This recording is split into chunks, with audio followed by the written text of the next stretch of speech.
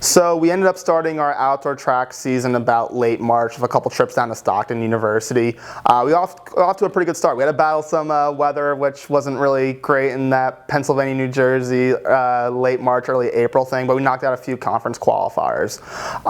As the year progressed, it seemed like we started building a lot of momentum, especially at our last meet at Kings, where kind of a last chance meet, we ended up getting 3 qualifiers in the last week of the season.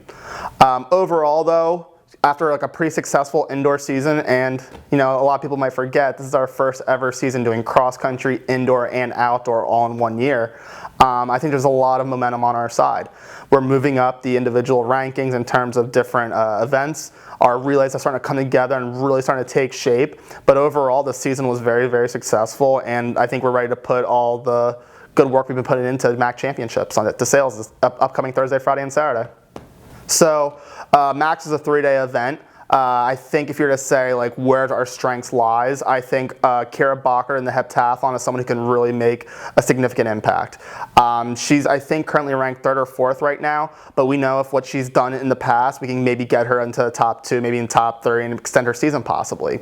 Micah Gordley comes back after a very successful cross-country season and a very successful indoor season to be a top competitor in the 800 and the 1500. We're going to have to work on some tactics and things like that, but expect Micah to do what she always does and perform at the highest level. Morgan Gallista has had a very good outdoor season. Like, she built a lot of momentum back in the indoor campaign, but now she's right now top 8, which is where you can score points in the conference. And Morgan's high jump, she's getting a lot more consistent, and she had another breakthrough. It looks like she has a chance at going over 5 feet. Like, we're really excited to see what she can do. Mckenna Fick, a first-year student who did field hockey in the fall, joined us for the outdoor season, and her discus, she's about 10th, I think, in the disc. Her and Coach Hart have been working very hard together, getting everything down, and I think she's another one that's like very, very close to a breakthrough. On the men's side, Miles Sams was the first person to score points in program history for the men's side last year in the long jump, and he's ready to come back. He got through a pretty tough indoor season, but he's been fighting, and he's been looking better and better in each event. And while a long jump might be his specialty, his 100 and 200 have gotten to the point now where it's like, hey Miles, we can start talking about, let's get on the podium here. And joining Miles is kind of our first-year phenom in Messiah Pines-Elliott, who got his long jump qualifying standard out of the way, but has emerged in the 100. We're talking about the point of almost dropping off a second, which in the 100 is a very significant milestone from early season to about now. And I don't think he's someone that's going to stop improving. Kind of like parlaying off of that, our men's 4x1. A lot of good prospects on there. I don't know if I want to show my hand on who we got in there right now.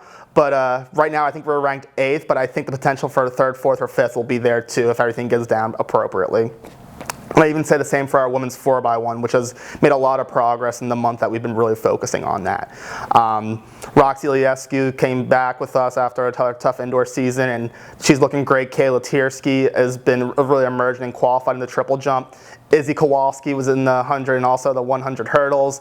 Paige Masonheimer in the 400 hurdles in the 4x1. Delaney McGarry in the 400 hurdles. And then I think we conclude with Sarah Kiter, who qualified in the hammer and javelin, where we can see a lot of good work out of them. And then Sophie DeMichael will probably bring us home in the 5K before the 4x4s.